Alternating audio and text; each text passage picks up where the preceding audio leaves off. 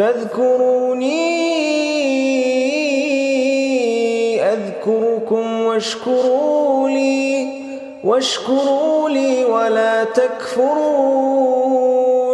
সুতরাং তোমরা আমাকে স্মরণ করো, আমিও তোমাদের স্মরণ রাখব, এবং আমার কৃতজ্ঞতা প্রকাশ করো, অকৃতজ্ঞ হইও না।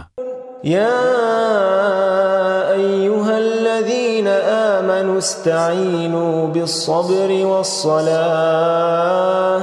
হে মুমিনগণ, তোমরা ধৈর্য ও নামাজের মাধ্যমে সাহায্য প্রার্থনা করো।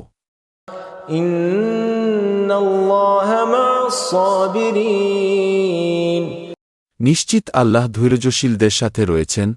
ولا تقولوا لمن يقتل في سبيل الله أموات بل أحياء ولكن لا تشعرون।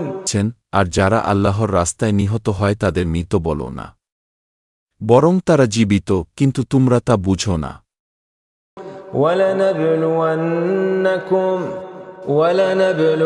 ولنبلونكم بشيء من الخوف والجوع ونقص من الأموال والأنفس والثمرات وبشر الصابرين। এবং অবশ্যই আমি তোমাদিগকে পরীক্ষা করব কিছুটা ভয়, ক্ষুধা, মাল ও জানের ক্ষতি ও ফলফসল বিনষ্টের মাধ্যমে। তবে সুসংবাদ দাও সবরকারীদের। الذين إذا أصابتهم مصيبة قالوا إنا لله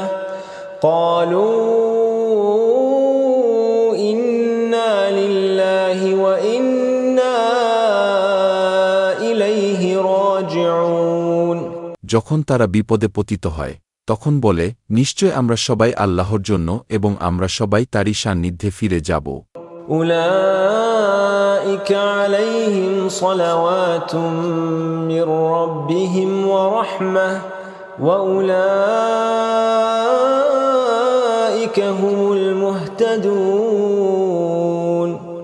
তারা সে সমস্ত লোক যাদের প্রতি আল্লাহর অফুরন্ত অনুগ্রহ ও রহমত রয়েছে, এবং এসব লোকই হেদায়েত প্রাপ্ত।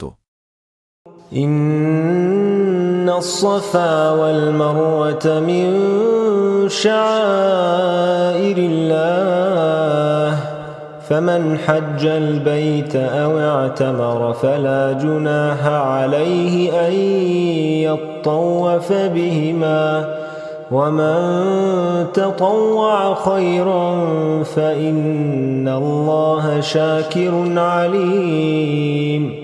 নিঃসন্দেহে সাফা ও মারওয়া আল্লাহ তাআলার নিদর্শনগুলোর অন্যতম।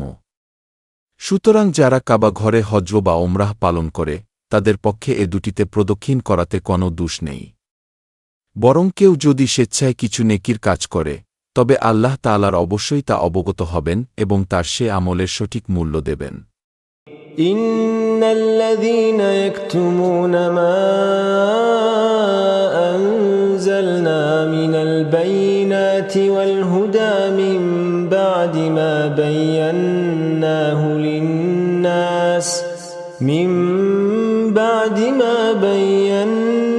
للناس في الكتاب أولئك يلعنهم الله ويلعنهم اللاعنون।